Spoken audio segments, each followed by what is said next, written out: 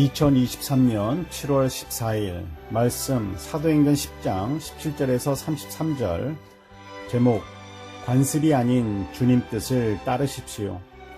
믿음 생활과 교회 생활을 하는 데 있어서 전통적으로 내려오는 신앙의 유산들이 있습니다.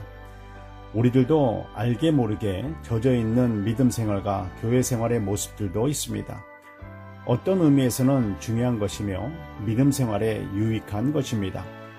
그렇지만 모든 상황에서 똑같이 적용하기에는 무리가 있을 수 있음도 알아야 합니다.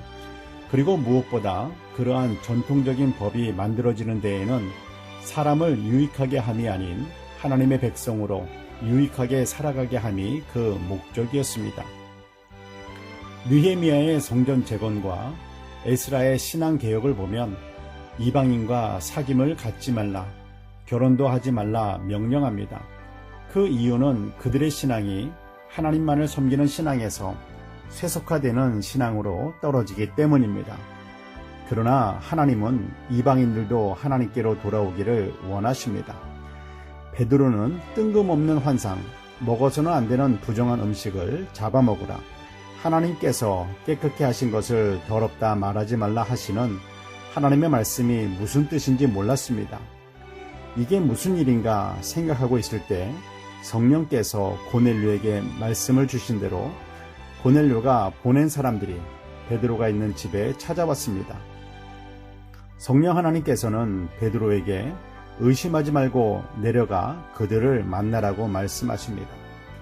하나님은 한 사람에게만 역사하시는 것처럼 나는 느낄 수 있지만 하나님은 그 일을 이루시기 위해 여러 사람들에게 역사하시고 그 일을 이루시기 위해 모든 상황과 형편을 정확하게 이끌어 가십니다. 하나님의 타이밍은 기가 막힙니다. 우리들이 아하, 그럼 그렇지, 맞아, 이렇게 고백하게 하십니다. 그러므로 하나님의 말씀에 순종함에 있어서는 결코 의심해서는 안 됩니다. 의심은 주저하게 만들고 주저주저 하다 보면 하나님의 타이밍을 놓치게 됩니다. 베드로는 성령님의 인도하심대로 순종하여 내려가서 고넬료가 보낸 사람들을 만나고 그들은 자신들이 왜 이곳에 왔는지 설명을 하였습니다. 베드로는 내가 유대인으로 이방인과 교제하며 가까이 하는 것이 위법인 줄을 너희도 알고 나도 알지만 하나님께서 깨끗하다 하신 것을 더럽다 하지 말라고 나에게 말씀하셨다고 전합니다. 예수님을 믿지 않는 자와 사귀지 말라는 말씀 무슨 뜻인가요? 예수님을 믿지 않는 자와 사귐 없이 어떻게 복음을 전할 수 있을까요?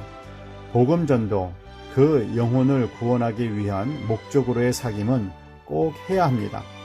그러나 그것이 아닌 그저 만나서 함께 시간 보내면서 이런저런 이야기를 한다면 신앙생활에 도움이 되지 않을 뿐만 아니라 자칫 잘못하면 상대방에게 교회에 대한 나쁜 인식까지 심어주게 되어 그 영혼이 구원받을 수 있는 길까지 막고 예수님을 믿는 것을 방해하는 결과까지 가져오게 됩니다.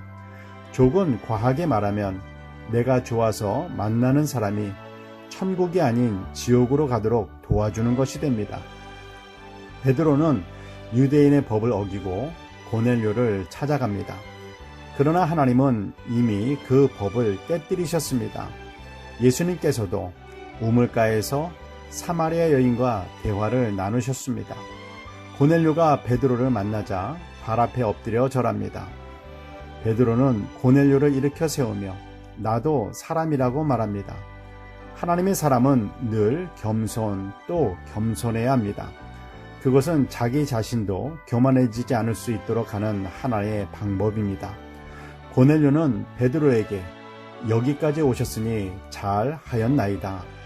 이제 예수님께서 하셨던 말씀을 전해달라고 요청합니다.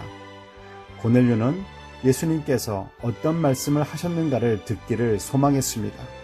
하나님의 말씀을 사모하는 마음은 귀한 마음입니다.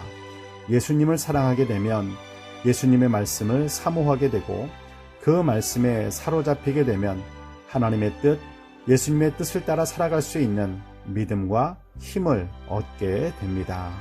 기도하겠습니다. 사랑의 하나님 아버지, 믿음의 사람으로 살고 하나님의 뜻에 순종하기 위해 내 경험, 전통, 습관까지 모두 다 내려놓겠습니다. 우리들도 모르는 사이에 젖어있는 종교인의 모습을 과감하게 내려놓음으로 하나님께 쓰임받는 날, 바로 오늘이 그 날이 되게 하여 주시옵소서. 나의 주 예수 그리스도의 이름으로 기도드립니다. 아멘.